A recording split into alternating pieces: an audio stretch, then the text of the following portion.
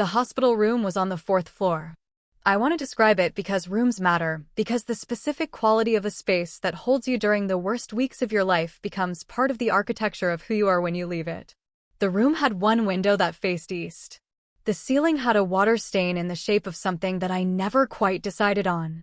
The bed had the specific mechanical precision of a hospital bed that adjusts in 4 directions, and none of them feel natural. There was a chair in the corner, the visitor's chair, upholstered in a blue vinyl that catches the light at certain angles and at other angles disappears into the wall. Nobody sat in it. My name is Lorena. I am 34 years old. On a Tuesday in February, a driver who had been awake for 19 hours ran a red light and hit the passenger side of my car with the specific force of someone who had not braked at all. I had 2 fractured ribs, a broken collarbone, a significant concussion, and the particular additional injury of a body that has absorbed a trauma and is now doing the slow, careful work of understanding its own damage. My husband Damon was called from the scene. He came to the hospital the first night. He stood in the doorway of the 4th floor room, and he looked at me at the 4 line at the monitor, at the bruising that had been developing across my left shoulder with the particular patient darkness of something that was going to get worse before it got better, and he said he would be back in the morning. He was not back in the morning. He was not back the following day. He did not call. I called him on the 3rd day. He answered with the specific quality of someone who has been managing something in parallel with the person they are talking to and who is giving the call the minimum of their available attention. He said he had things to handle. I said I understood. I set the phone down. I looked at the visitor's chair in the corner. I looked at it for a long time. Then I looked at the east-facing window. And I made a decision about what the next weeks were going to be for. The room taught me things that the life I had been living had been too full to teach. I want to be precise about this, because it sounds like the specific performed wisdom of someone who has decided that suffering was a gift, and I do not believe suffering is a gift. What I believe is that when the specific velocity of a life is suddenly and completely arrested, the things that were moving too fast to be seen become visible. I had been moving very fast. My professional life was in commercial insurance underwriting, 12 years of it. The last 4 as a senior underwriter at a firm where my ability to assess risk with precision and speed had produced a career that I was proud of and that I had built from nothing with the specific daily discipline of someone who understood that the careers worth having require the kind of patient, unglamorous attention that most people abandon before the return arrives. My personal life had been organized around Damon and around the specific version of our shared life that he and I had constructed together. The house we owned, the investments we had made, the business he had started 2 years ago that I had co-signed for and contributed to financially in the specific way of a spouse who believes in her partner's vision. The house was mine as much as his. The business had my name on the original financing documents. The investments were joint. In the hospital room, I had a great deal of time to think about all of this. Not from the strategic position of a woman planning a response. From the particular clear-eyed position of a woman who has been in a bed for 11 days with a fractured collarbone and a significant concussion, and who has nothing available to her except the quality of her own thinking. I thought about the business. Damon had been running it for 2 years. I had seen the quarterly summaries. The numbers had been concerning in the last quarter, and I had raised this concern, and he had said he was managing it. I had accepted this. In the hospital room, I had time to reconsider what accepting things meant when the accepting was done at the speed of a life that did not slow down enough to verify. I called my sister. Vivian was 37 years old and had been the specific gravitational constant of our family since she was approximately 14. Which is when our mother had the first health event that required Vivian to begin managing things she was not old enough to manage, and which she had managed anyway with the particular competent warmth of someone for whom being needed was never a burden. She arrived at the hospital on day 2. She had driven 3 hours. She came through the door with a bag, the specific bag of a woman who has packed for someone else's emergency, which means it contained the things I had not thought to ask for, and that turned out to be exactly what I needed. My own pillow, the specific face wash I used, a book she had picked from my apartment based on the particular quality of her knowledge of what I would be able to read with a concussion. She sat in the blue vinyl chair. She did not make it disappear. She filled it. She was in the room every day for the first 2 weeks, driving back each night to her own family and returning each morning with the particular uncomplaining consistency of someone for whom showing up was not an act of heroism, but simply what you did. On day 5, she said, "He hasn't called." "No," I said. "He came once," she said. "First night," I said. She looked at the wall. "The business," she said. "I know," I said. "You know what?" she said. "I know something is wrong," I said. "I have been trying to figure out how much from in here." She reached into her bag. She placed a folder on the bed. "I pulled the business registration documents," she said. "And the loan statements. And the joint account statements for the last 3 months." I looked at the folder. "You did this already," I said. "You were in a hospital bed with a concussion," she said. "Someone needed to look." "What does it show?" I said. She told me. The business was in significant trouble. The joint account had withdrawals I did not recognize. The investment account showed transactions that had not been discussed with me. "Vivian," I said. "Yes," I said. "Call Marcus Webb," I said. Marcus Webb was my attorney. I had retained him 3 years ago for a contract matter and had maintained the relationship because I had the professional judgment to understand that having an attorney before you need one is meaningfully different from finding one when you already need one. "Already called," she said. "He's expecting your call tomorrow." Marcus Webb was 51 years old, African American, and had been practicing corporate and family law for 24 years with the particular focused intensity of someone who understood that the law is not neutral and that the people who best understand it have a specific obligation to deploy that understanding on behalf of the people who need it most. He took my call at 9 a.m. on day 6. I was propped in the hospital bed with the folder Vivian had brought. He listened to everything. When I finished, he said, "The joint account withdrawals, do you have the dates and amounts?" "My sister has the statements," I said. "I'll have her send them." "The business loan, your name is on the original financing documents?" "Yes," I said. "What is your current access to the joint investment account?" "Digital," I said. "My login is on my phone." "Log in now," he said. "Tell me the current balance." I logged in. I told him. He was quiet for a moment. "The balance 3 months ago," he said, "based on the statements your sister pulled, what was it?" I looked at the statements. I told him. The difference was significant. "Lorena," he said. "Yes," I said. "I need you to understand something clearly," he said. "All right," I said. "You are in a hospital room recovering from injuries sustained in a motor vehicle accident," he said. "You have been there for 6 days. In those 6 days, assets that are jointly held between you and your husband have moved in ways that were not discussed with you and that you did not authorize." "Yes," I said. "I am going to file a protective motion today," he said. "This will place a temporary hold on further movement of joint assets pending review. I am also going to request that your name be confirmed as a party on all business documents. This is your legal right and it requires no permission from your husband." "Do it," I said. "Lorena," he said.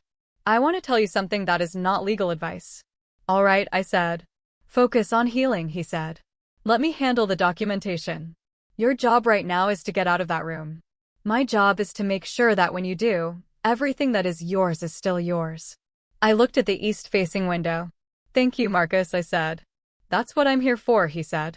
The weeks in the hospital were the specific long weeks of a body doing the slow, serious work of repairing itself. I want to describe them honestly because they were not the montage of recovery that stories sometimes produce, not a series of increasingly upright scenes culminating in a triumphant walk down the corridor. They were the particular difficult ordinary of a person who was in pain every morning and who had to make the daily decision to engage with the physical therapy, with the breathing exercises, with the specific uncomfortable process of a collarbone knitting itself back together. I made the daily decision every day. Not from heroism, from the particular stubbornness of a woman who had things to return to and who understood that returning required the work of recovering. Damon called on day 14. I answered. He said he had been dealing with the business. I said I understood. I did not tell him about Marcus Webb or the protective motion or the folder Vivian had brought. Not from strategy, from the professional instinct of someone who had spent 12 years assessing risk and who understood that the most important information is the information you hold until you understand completely what it means. I was still understanding what it meant. The business, Marcus had informed me, had been in decline for 18 months. The decline had accelerated in the 3 months before my accident. There had been decisions made about the business finances that I, as a named party on the original documents, should have been consulted about and had not been. The joint account withdrawals were connected to the business. The investment account movements were connected to an entity that Marcus was still identifying. I lay in the hospital bed and I looked at the east-facing window and I thought about 12 years of building a professional reputation and the specific careful savings of someone who had understood that financial stability is not an accident but a daily practice, and I thought about what that foundation could hold if everything around it fell away. It could hold a great deal. I had built it to hold a great deal. I had not known until the hospital room that I was building for this possibility. But the building had been done correctly. Marcus Webb called me on day 23 with the full picture. I want to tell you what the full picture contained, because the picture matters and because the precision of it is the story. The business, Damon's consulting firm, which I had co-signed for and contributed to financially, and whose quarterly summaries I had been reviewing and about which I had raised concerns, had been insolvent for 6 months. Not struggling. Insolvent. The specific legal condition of a business that has more obligations than assets and that cannot meet its commitments. Damon had known this for 6 months. He had not told me. He had made decisions about the business finances, drawing from the joint account, making investments I had not been consulted about, with the particular motivated reasoning of someone who is trying to solve a problem without letting the person they share the problem with know the problem exists. The joint account had been reduced to 14% of its balance 3 months ago. The investment that had not been discussed with me was in a venture that had also failed. The business had 3 creditors who had filed claims. The business was going to close. It had effectively already closed. Damon was, as of the day Marcus called, dealing with the specific difficult aftermath of someone who has watched everything they built professionally come apart and who does not have the particular foundation of a person who built their professional life on the patient, unglamorous attention of 12 years of daily discipline. What is my exposure? I said. Limited, Marcus said. The protective motion ensured that further joint asset movement was stopped. The remaining joint assets are intact. Your personal accounts, the ones in your name only, are untouched. The business liability falls primarily on Damon because of the specific way the financing was structured. Your co-signature creates a potential liability that we are going to address. Address how? I said. He explained. It was going to require some work. The work was going to be done. Lorena, he said. When you walk out of that hospital, your financial foundation is significantly more intact than it would have been without the protective motion. I looked at the east-facing window. Marcus, I said. Yes, he said. Vivian, I said. Yes, he said. Your sister is one of the most useful people I have encountered in 24 years of practice. I was in the hospital for 31 days. 31 days is a specific number that I have not forgotten and do not intend to forget because it is the specific duration of the most consequential chapter of my adult life. Not because of what happened to me in it, but because of what I understood in it. In the last weeks, the physical recovery had reached the stage where the pain was present but manageable and the physical therapy was producing visible results, and the particular morning decision to engage with the work was being confirmed by the specific satisfaction of a body that is answering the engagement. I also, in the last weeks, made decisions. Not reactive decisions, the particular clear decisions of a woman who has had 31 days to think without the specific velocity of her ordinary life interrupting the thinking. I decided that I was going to move. Not from the marriage necessarily, that was a more complex decision that required information I did not yet have and conversations I was not yet ready to have. From the house. The house was jointly owned and was going to be part of the accounting that Marcus was managing. I did not want to return to the house immediately. I needed a space that was mine while I understood what mine meant going forward. I called Vivian. I need a place, I said. I know, she said. I've been looking. Of course she had. She had found a 2-bedroom apartment in a neighborhood I knew and liked, with a lease term I could manage, available at the end of the month. How? I said. I've been looking since day 8, she said. Vivian, I said. You were going to need a place, she said. The house situation was not going to be simple. I started looking before you asked because you were going to ask eventually, and I wanted to have something ready when you did. I looked at the east-facing window. The February that had put me in the hospital had become March. The light through the east-facing window had changed in 31 days, the specific seasonal shift of light that moves from the flat gray of winter toward the tentative warmer quality of the year deciding to continue. The year was deciding to continue. So was I. I walked out on a Thursday. Not dramatically, with the particular careful quality of a body that has been repaired and that knows its own repairs are still recent and that moves with the specific respectful attention of someone who understands that the healing is not complete simply because it is sufficient for discharge. Vivian was at the front entrance. She had the car. She had a bag of things she had brought from my personal account funds, clothes, the specific items of a woman who was not returning to the house immediately and who needed to be comfortable in the apartment that Vivian had signed for on my behalf with the power of attorney I had given her on day 12. I sat in the passenger seat. The morning was the specific quality of a March morning that is trying, the particular early warmth of a season that has made a commitment and is following through on it. How does it feel? Vivian said. Strange, I said. Like the world kept going. It did, she said. I know, I said. That's not a complaint. That's just what 31 days teaches you. The world keeps going. The question is whether you kept going too. She drove. Did you? She said. Yes, I said. Then you're ahead, she said. We drove to the apartment. Vivian had furnished it simply, the particular practical warmth of someone who had chosen things that would be useful without being excessive and that would make the space feel like mine as quickly as a space can feel like yours when you are in it for the first time.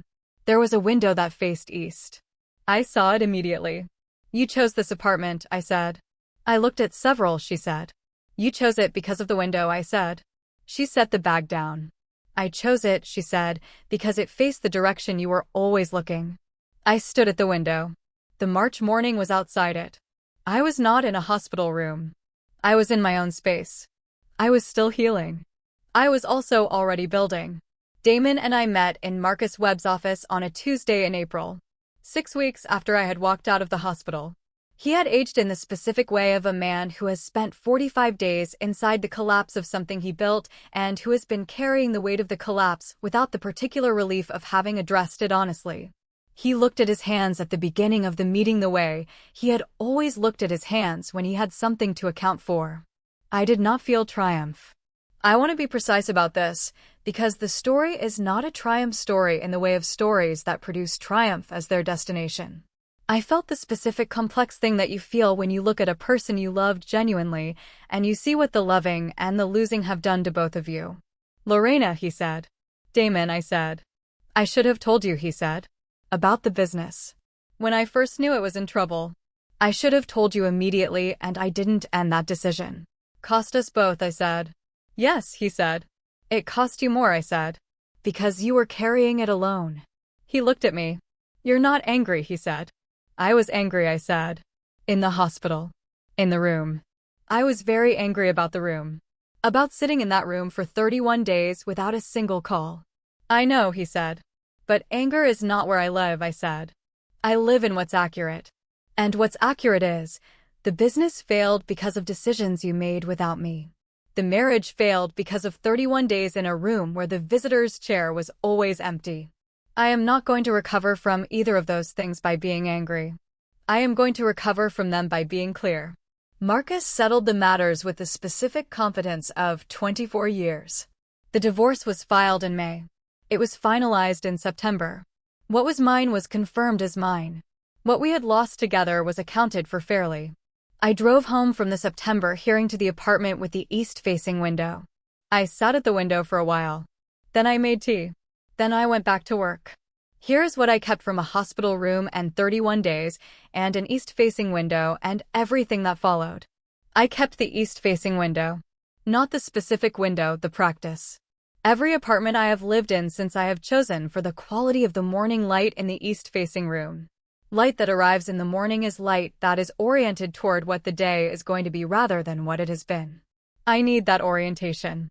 The hospital room gave it to me by placing me in front of it for 31 days and giving me nothing else to look at until I understood what I was seeing. I kept the visitor's chair. Not literally, I never wanted the blue vinyl chair. But the knowledge of it. The specific knowledge of what it means to be in a room that is hard and to look at the chair in the corner and to understand from its emptiness who is and is not going to be there. This is the most important diagnostic I have. When I am in a difficult situation, now I look at who shows up and who does not. The showing up is the information. Everything else is what people say about the showing up. I kept Vivian. She drove 3 hours on day 2. She pulled the documents before I asked. She looked for apartments before I knew I needed one. She chose the east-facing window because she was paying attention to which direction I was always looking. She is the most useful person I have ever known, and I tell her this regularly enough that she has started telling me to stop, but I am not going to stop because some things deserve to be said more than once. I kept Marcus Webb. He filed the protective motion on day 6. He told me to focus on healing and let him handle the documentation. He kept everything that was mine intact while the world kept going. He is my attorney for life. I am 34 years old. I was in a hospital room for 31 days. The visitor's chair was empty. I looked at the east-facing window. I called my sister. I called my attorney. I healed. I walked out. I went back to work. What I built before the accident survived the accident. What was worth keeping is still here. I am still here. The morning light is always east. If this story reached something in you, if you have ever been alone in a hard room and discovered who was and wasn't going to show up, I want to hear about it in the comments. Who showed up for you? Stories like this one stay alive because people carry them forward. Share this with someone who needs it today. And if you would like more stories told honestly, the way things worth keeping deserve to be told, subscribe. We will be here. The end.